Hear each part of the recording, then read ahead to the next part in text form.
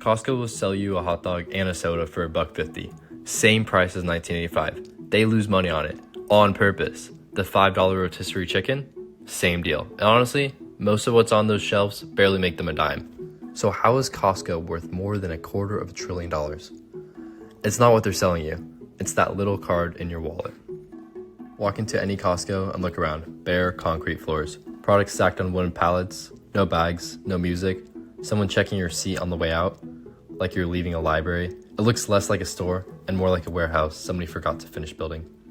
And here's the part that really doesn't add up. The prices are absurdly low, often barely above what Costco itself paid. Most retailers buy low and sell high. Costco goes out of its way to buy low and sell almost as low. That's not sloppiness. That's the entire strategy. Here's the number that cracks it open. Costco has a hard internal rule. It won't mark up a brand name product more than 14%. For its own Kirkland brand, the cap is 15%. Compare that to any normal supermarket running 25 to 50%. Costco's overall gross margin, the gap between what it pays and what it charges you, is only around 11%. And out of that thin slice, it still pays its staff some of the highest wages in retail and runs those giant buildings. So if you only look at the merchandise, this is a company working unbelievably hard to make almost nothing, which leaves one question. Where does the money come from? You can't even shop at Costco unless you pay to get in. Basic membership is $65 a year. Executive is $130, and that fee isn't just a side perk, it's the actual business. Costco pulls in around $4.8 billion a year just from membership fees, and that money is almost pure profit. No product to buy, nothing to ship, no shelf to restock. It drops almost straight to the bottom line. So here's the kicker.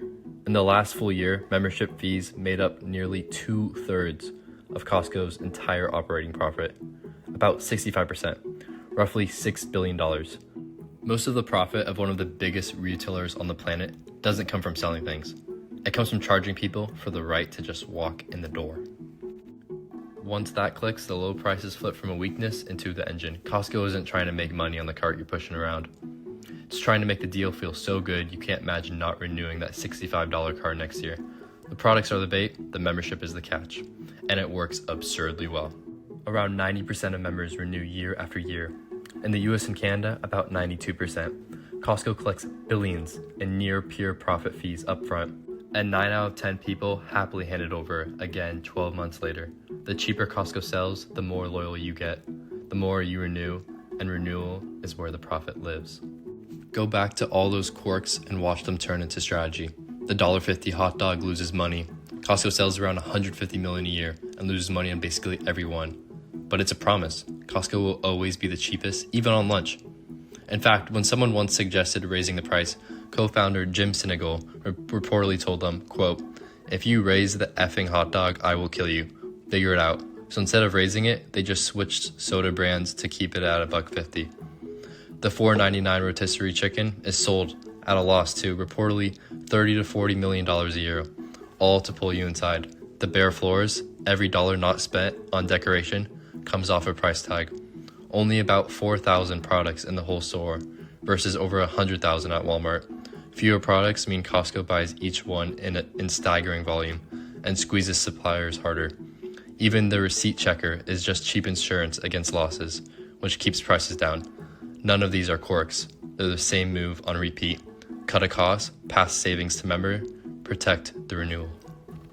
Here's a trap for competitors. To beat Costco on price, you'd have to live on the same razor-thin margins. And you can't survive on margins that thin unless you've got a giant, dependable river of high-margin cash coming from somewhere else. For Costco, that river is the membership fees. It's a loop that defends itself. Low prices bring loyal members pay fees, the fees bankroll the low prices. A regular retailer that copied the prices without the membership engine underneath would just bleed out. That's how Costco gets away with things that look insane. Selling at cost, capping its own markups, losing money on a hot dog, and stays one of the most successful retailers in history. It was never really selling groceries. It's selling a membership and using the groceries to make sure you can never cancel. Now, here's where it gets really clever. Costco doesn't just sell you membership. It sells you an upgrade. For $130 instead of $65, the executive membership gives you 2% back on almost everything you buy, up to $1,250 a year. Sounds like Costco giving money away, right? It's the opposite. That 2% turns every trip into a little reward. You're earning, so you spend a little bit more to earn a bit more. You never dream of canceling, because canceling means walking away from your own cash back. And it works. Executive members are only about 47% of Costco members, but they drive roughly 73% of its sales, less than half the people, nearly 3/4 of the money. So that higher tier isn't really about the 2%, it's a loyalty trap dressed as a perk. Costco even raised the reward cap at the same time it raised fees, so the upgrade felt like a better deal right when the price went up. Then there's Kirkland. You probably think of it as Costco's cheap house brand. It is not cheap and is definitely not small. Kirkland brings in somewhere around $75 to $90 billion a year, roughly a third of everything Costco sells. And on its own, it would be one of the biggest brands on the planet. Here's the trick. A lot of Kirkland products are made by the exact name brands you already trust. Starbucks has roasted the coffee, Duracell has made the batteries. You're often buying the premium product with a Kirkland label on it for less. And here's why that matters. You can't buy Kirkland anywhere else. If you love the stuff, and people generally do, the only way to get it is to keep that card active. Costco built an enormous, high-quality brand whose entire job is to give you one more reason you can't cancel.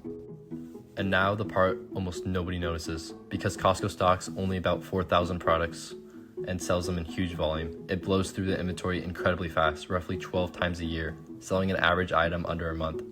Now line that up with how it pays its suppliers. Costco often sells the product and pockets your cash before its own bill to the suppliers is even due. Sit with that. Your money is already in Costco's bank account while the goods on the shelf technically haven't been paid for yet. The suppliers are, in effect, financing Costco's inventory for free. Add in the membership fees, which you pay a full year up front, and you've got a company where customers and suppliers both hand over cash early. That's a river of free, interest-free money Costco uses to open new warehouses and keep prices low, which, you guessed it, makes the membership even more worth renewing. There's one more layer, and it's the reason a Costco membership quietly pays for itself. Costco isn't just a store, it's a whole bundle of services, and almost everyone exists to give you another reason to keep that card. Start with the gas. Costco sells some of the cheapest fuel around on razor-thin margins, on purpose, because cheap gas drags you to the warehouse again and again and again, and you rarely fill up without wandering inside. Then look at everything else under that roof. A pharmacy, an optical center, hearing aids, tires, a travel agency, even a car buying program. Each one is priced to be a genuine deal, and each one is members only. So your $65 card stops being a grocery pass and starts being the key to a dozen little savings. Fuel, glasses, and your next vacation, your next set of tires, and here's a psychology. The more of those you use, the more obviously worth it the membership feels, and the more unthinkable it becomes to cancel. Costco even leans into a treasure hunt feeling inside the store, rotating limited products that might be gone next week. So you come back just to see what's new. Every piece of its points at the same target. The gas gets you in the door, the services make the card feel essential, the treasure hunt keeps you coming back, all to protect the one number that matters, the 90% of members who renew. It's not a store that happens to sell memberships. It's a membership that wraps itself in a store, a gas station, a pharmacy, and a travel agency, all to make sure you never cancel. So next time you're stuck in that line with a cart the size of a small car, remember you're not really the customer being sold to. The $65 card is the product. Everything else is just there to keep you renewing. If you want more breakdowns like this, the hidden business model behind the companies you see every day, like and subscribe, and I'll see you in the next one.